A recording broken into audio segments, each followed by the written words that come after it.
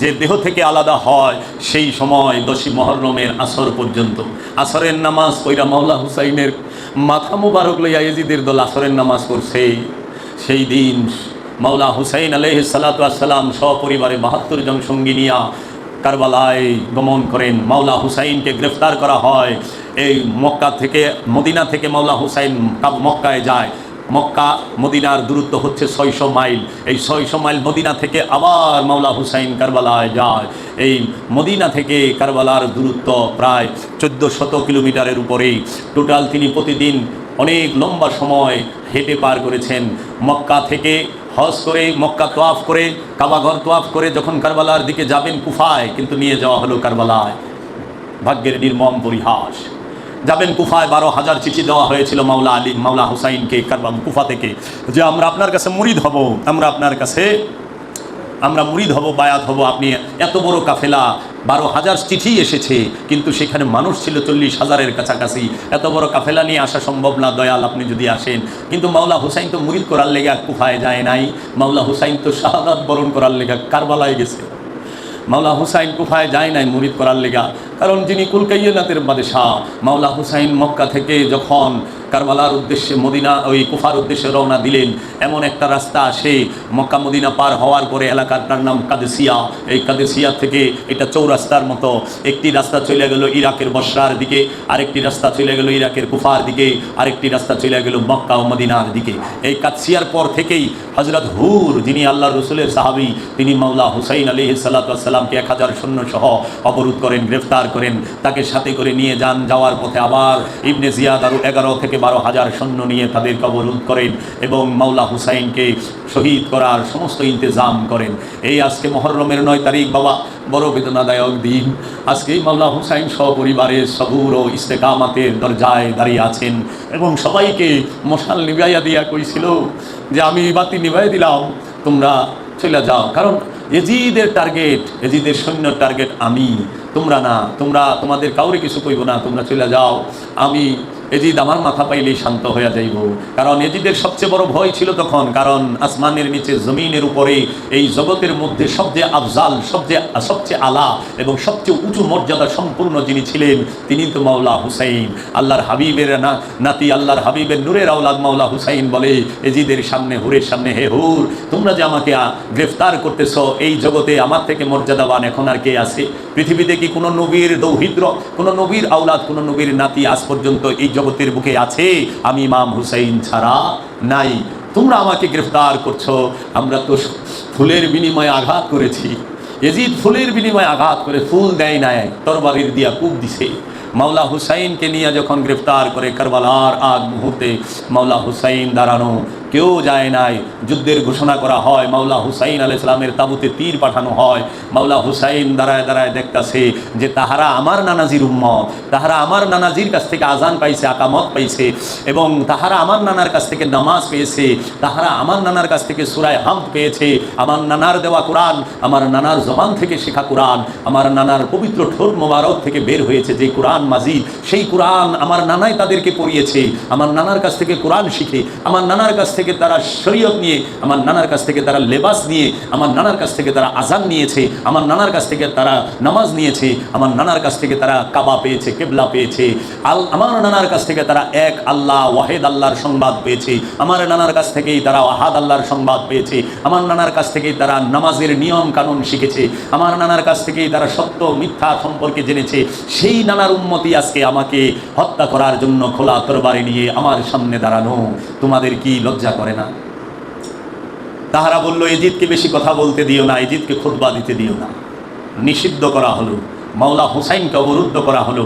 মাওলা হুসাইনকে দুর্বল করতে, মাওলা হুসাইনের সাথে জগতের সর্বশ্রেষ্ঠ সাহসী বীর যিনি ছিলেন, তিনি ইমাম আব্বাস আলমদার আলাইহিস সালাতু ওয়াস সালাম, যিনি মাওলা আলীর ছেলে, মাওলা হুসাইনের সতেলো ভাই। এই মাওলা হুসাইনকে জীবনে মাওলা আব্বাস আলমদার ভাই বলেন নাই, আকা বলেছেন। আপনি আমার আকা, আপনি আমার মাওলা, আপনি আমার ইমাম। এই ইমাম আব্বাস আলমদার সবাইকে পানি বন্ধ করে দিয়েছে। এই পানি বন্ধ করা এজিদ কোথা থেকে শিখছে? মুআবিয়ার কাছ থেকে। মুআবিয়া কি করেছিল? সিফফিনের যুদ্ধে এই ফুরাত নদীর পানি বন্ধ করছিল মাওলা আলীর জন্য। মাওলা আলীর সাথে যখন সিফফিনের যুদ্ধ উত্তর পাড় আর দক্ষিণ পাড় দুই পারে হইছে, এক দক্ষিণ পারে আর উত্তর পারে। মাওলা আলীর সাথে দক্ষিণ পারে, মাওলা হুসাইনের সাথে এজিদ যুদ্ধ করে উত্তর পারে। মাওলা আলীর সাথে যখন যুদ্ধ করে মুয়াবিয়ার সৈন্যরা যাইয়া ফোরাত নদী ঘেরাও কইরা তাহারা পানি বন্ধ করিয়া দেয়। এমন সময় মাওলা আলীর আশেকরা গিয়ে সেখান থেকে ফোরাত নদী উদ্ধার করে এবং তাদেরকে হটাইয়া দেয়। হটাই দেওয়ার পরে মাওলা আলীর আশেকরা বলে আমরা মুয়াবিয়ার সৈন্যদেরকে পানি দেব না। তখন মাওলা আলী বলে না না না, মুয়াবিয়া যা করছে আমরা তাই করবো, কখনোই না।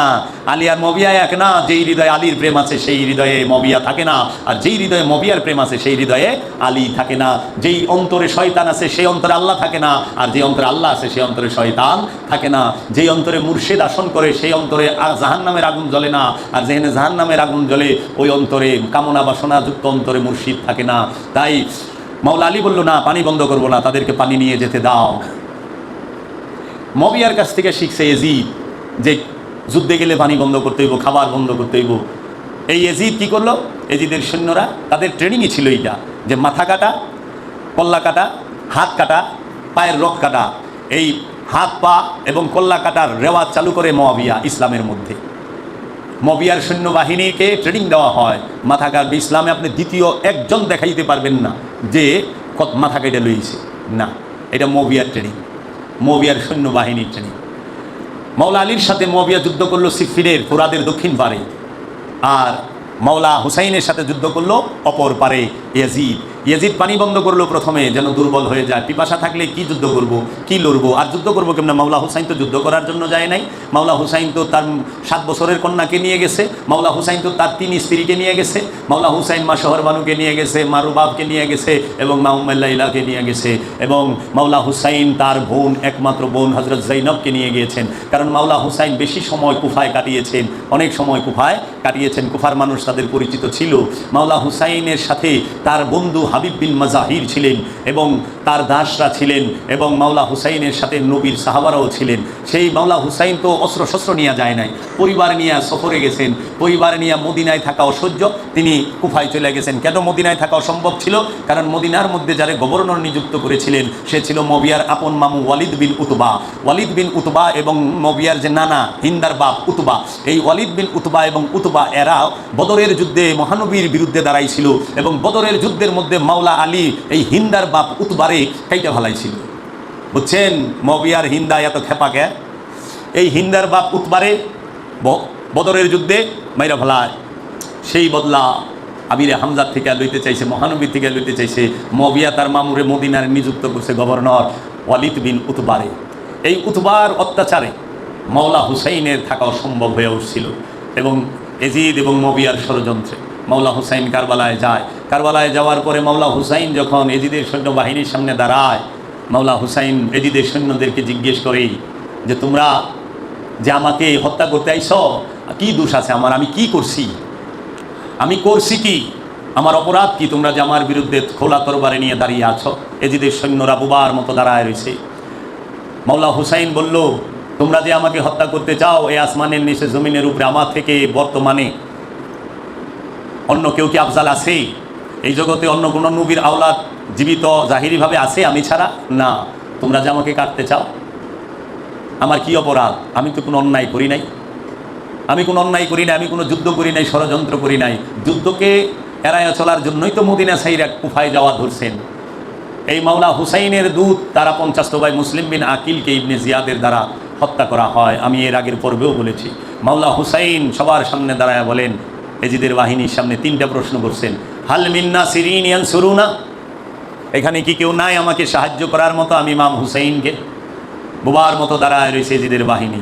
মাওলা হুসাইন জিজ্ঞেস করলো, এখানে কি আমার নানাজির কোনো উম্মত নাই যে আমি ইমাম হুসাইনকে সাহায্য করতে পারে? দেখেন কি প্রশ্ন করছে। প্রথম প্রশ্ন করছে যে মাওলা হুসাইনকে আওলাদে রসুলকে, রসুলের বংশকে সাহায্য করার মতো একজন মানুষ কারবালায় ছিল না।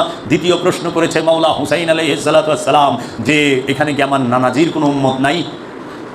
কেন মাওলা হুসাইন বললো না তোমরা কি এখানে ইহুদিরা আসো, না খ্রিস্টানরা আসো, না হিন্দুরা আসো, না বৌদ্ধরা আসো, না তাওরা আসো, না শিখরা আসো, না মংরা আসো, না জৈনরা আসো, না সেন্টুরা আসো, না সাবাইয়া ধর্মের লোক, না দেলমাদাল ধর্মের লোক, না গিলগামেশ ধর্মের লোক, কোন ধর্মের লোক? এটা তো বলে নাই।